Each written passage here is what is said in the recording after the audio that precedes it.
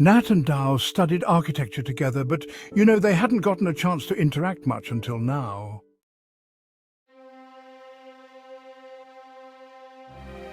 One fine day, Dao saw Nat floating face down in the swimming pool, and she immediately jumped into the water as she assumed that he was drowning. But Nat was just being dramatic, and he was surprised that even though Dao didn't know how to swim, she jumped into the water to save his life. It was a moment that neither of them would ever forget.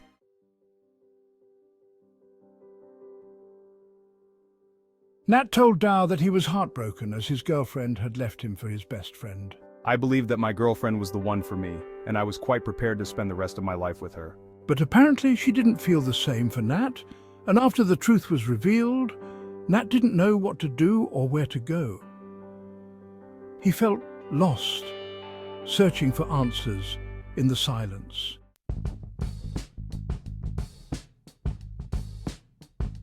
Nat, that day, learned that the resort he was in belonged to Dao's father. He didn't expect his colleague to come from such a rich family, probably because Dao was a down-to-earth person, and she never showed off her wealth. I don't have any friends, and whenever someone did try to befriend me, it wasn't because they felt close to me, but because they felt that having contact with such a wealthy family would be beneficial, especially to find a lit place for a rave party. I don't need multiple friends, but I need just that one person in my life with whom I can be myself and grow old. Someone who understands me and stands by me through thick and thin.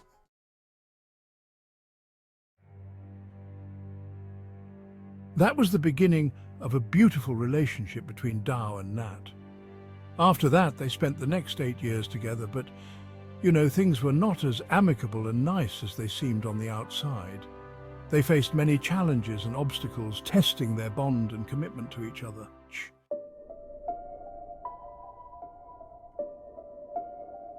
Both of them had their own secrets, and somewhere that took a toll on their relationship. They struggled to communicate.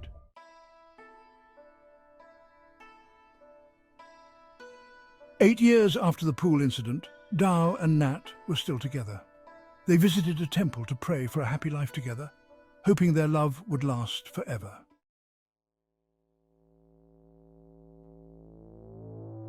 That temple was of the deity named the Black Hills Goddess. The legend said that back in the day, the goddess fell in love with a prince. The prince wanted to marry her, but the royal household was against marrying someone from a lower class. The goddess was a fishmonger's daughter, and with time she realized that society would never let her marry the love of her life. So she took her own life.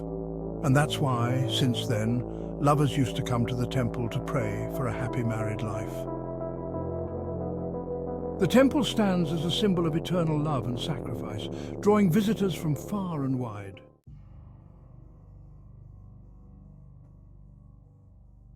An old woman sitting in the temple told Nat and Dao that though people believed that the story of the Black Hills Goddess was one of love and sacrifice, in reality, it was a tale of revenge. She told Nat and Dao that in other versions of folklore, the prince was considered to be a shrewd man who had an affair with the goddess, even when he was already betrothed.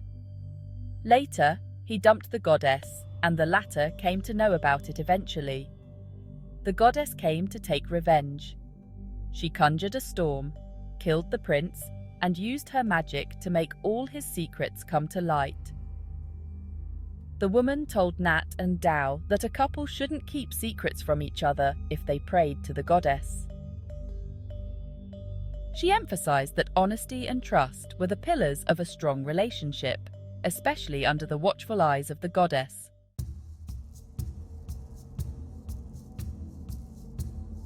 Nat and Dao performed a ritual in which they had to shake a box filled with sticks that were marked by different numbers. Now, there was a specific message that corresponded to each and every number on those sticks. Stick number 12 fell from both their boxes, and then they went to read the message that corresponded to that number. The message was a secret that would change their lives forever.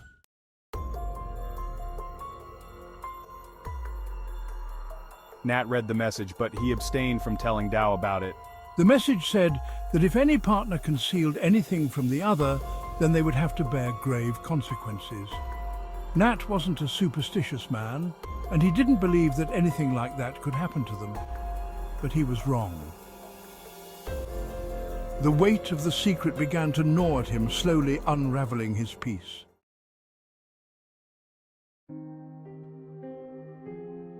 We learned in the vow that Nat was an architect, and he got an offer from a company in Sweden to work for them. Dao, on the other hand, wanted him to stay with her, and she had already planned for them to work together at her father's company and build a resort together.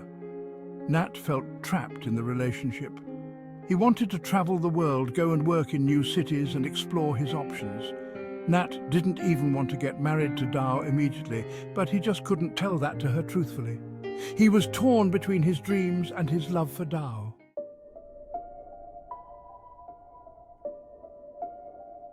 Dao also kept her share of secrets. She had requested her father to give Nat a job at his firm, as she knew that he was under a lot of stress because he didn't have a job.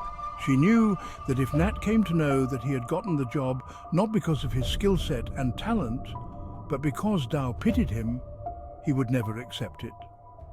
This secret weighed heavily on her mind, adding to her own stress.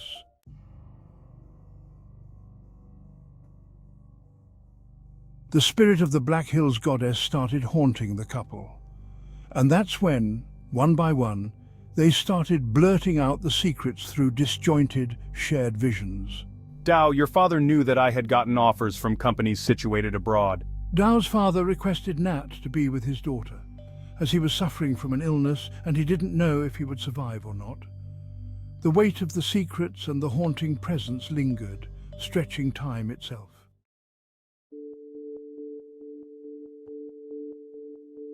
I believe that the Black Hills goddess symbolically represented the guilty conscience of the two lovers and the secrets that they keep away from one another.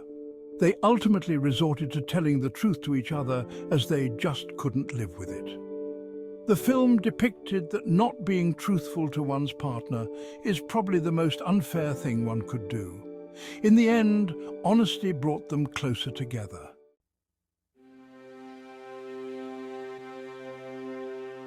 Nat and Dao loved each other, but over a period of time they both started feeling suffocated in the relationship. After the goddess intervened, they realized that no matter how big the conflict was, they needed to keep each other aware of everything and then, with time, resolve it together. In multiple scenes, we saw that both Nat and Dao were ripping their skin off from their faces, which probably signified that they got rid of the mask that both of them wore while being in the relationship. In the end, they decided to show their real faces and accepted the shortcomings of one another. This realization brought them closer, allowing them to rebuild their bond on a foundation of honesty and trust.